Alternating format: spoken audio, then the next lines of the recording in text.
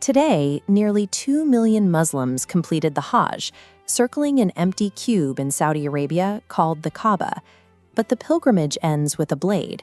All across the world, participants mark Eid Al-Adha, the feast of the sacrifice, by slaughtering an animal or paying for one to be killed on their behalf to feed poor Muslims abroad. In a nation founded by Protestants escaping religious persecution, this specific ritual now happens in our own cities, our suburbs, and our neighborhoods. The ancient observance honors Abraham's willingness to completely obey God, even to the point of sacrificing his own son. Yet most Americans have no idea what that ancient story actually means, or exactly where it was borrowed from. Genesis 22:2 was written over 1,000 years before the Quran, and the text is unambiguous.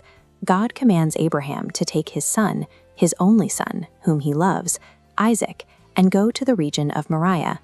But here is what Islam never resolved. When the Quran retells this exact same event in Surah 37, it leaves a glaring blank space. It never once names the son on the altar. Leaving that name out left a vacuum in the text. To fill it, Islamic scholars had to choose between their own emerging traditions and the older biblical account, a choice that eventually sent the two faiths toward a fundamental disagreement. This chart breaks down early Islamic classical traditions regarding who that son actually was. It reveals a statistical dead heat inside their own sources. Approximately 131 traditions identified the son as Isaac. 133 argued for Ishmael. The heavy support for Isaac came from a 7th century Jewish rabbi named Ka'b al-Ahbar. He claimed to convert to Islam and simply brought the biblical account with him. Even Muhammad's own uncle, al-Abbas, agreed with him. Later Islamic leadership rejected this biblical influence.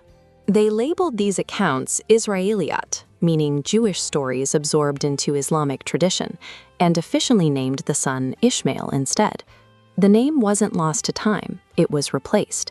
The leadership actively overwrote the originally transmitted identity, despite Muhammad having no verifiable genealogy to Ishmael at all. This theological battle over the son's identity was eventually anchored to physical geography right here, at the Temple Mount in Jerusalem.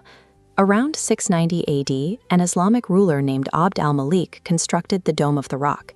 He built it directly on top of the ruins of Solomon's temple, which the Romans had destroyed centuries earlier.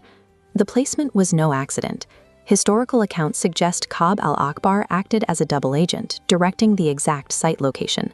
Once built, Abd al-Malik used the inner walls to inscribe statements directly opposing Christ. By placing an Islamic monument over the ruins of Solomon's temple and using it to broadcast anti-Christian messages, Abd al-Malik used stone and mortar to physically displace the biblical setting of the sacrifice. Swapping the character on the altar changes what the story is actually about. In Islam, the Qurbani sacrifice is entirely about human obedience and drawing near to God. The Quran states this directly in Surah 22:37. It says, "The blood of the animal does not reach God, only your piety does." The entire covenantal structure of the Bible says the exact opposite. From the book of Leviticus to the prophet Jeremiah, straight through to the New Testament, without the shedding of blood, there is no forgiveness. The ram provided for Isaac functioned as a preview. In the biblical system, every sacrifice served as a shadow of something coming, a final sacrifice intended to make every other one unnecessary. Erasing Isaac's name alters the very mechanism of salvation. It shifts the focus away from God's promise of divine atonement and replaces it with human submission. God prophesied a new covenant where sin would be permanently forgiven and remembered no more. That covenant was inaugurated on a hill outside Jerusalem in 33 AD.